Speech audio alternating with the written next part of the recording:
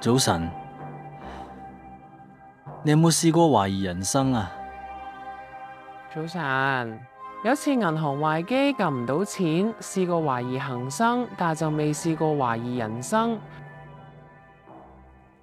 你有冇覺得人每日都要食飯、屙屎、瞓覺，然後過咗幾十年就死？人生為咩呢？人生可唔可以就係為咗食飯、屙屎、瞓覺，唔需要其他原因？可以，不過唔環保咯。唔食飯就唔使屙屎，又慳時間慳壓力，仲減少好多廢物，慳好多資源去處理污水。就咁瞓覺過一世咪好咯。如果淨係瞓覺就過咗一世，咁不如唔好出世啦。你講得好啊，所以我想介紹一個哲學家俾你識，大衛貝納塔 David Benatar。佢係2006年出咗本書，叫做《Better Never to Have Been》。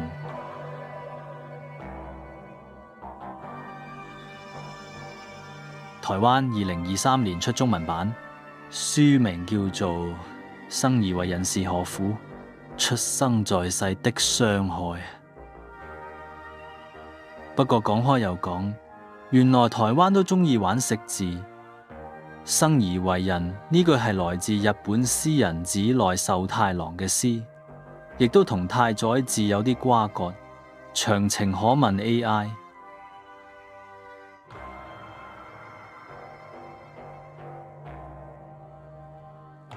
講返本書，內容係講人存活於世，永遠只有痛苦。唯一可以避免痛苦嘅方法就係唔好出世。你話勁唔勁先？勁喎！正所謂欲練神功，必先自宮。咁佢本書有冇教人點樣先可以唔出世？咦，你都確係問得好有智慧啊！佢本書呢，並冇提供方法教你如何唔出世。但係就鼓勵你避免有下一代出世。如果人人都冇下一代，咁個世界咪越嚟越少人咯。咁啲鋪頭冇人冇生意執晒笠，到時想去腳底按摩都唔得咯。咁你又唔使擔心。根據聯合國數據，2024年中期世界人口約為82億。預計2080年中期會達到約103億，你應該仲可以去腳底按摩，直到往生都冇問題嘅。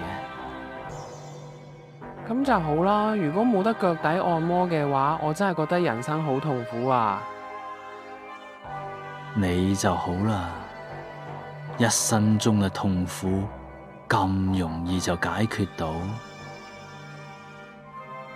哲學家大衛貝納塔就麻煩啦，佢人生中嘅痛苦根源就係來自佢老豆老母最快樂嘅一刻，仲要係時間好短好短嘅一刻，真係慘絕人寰啊！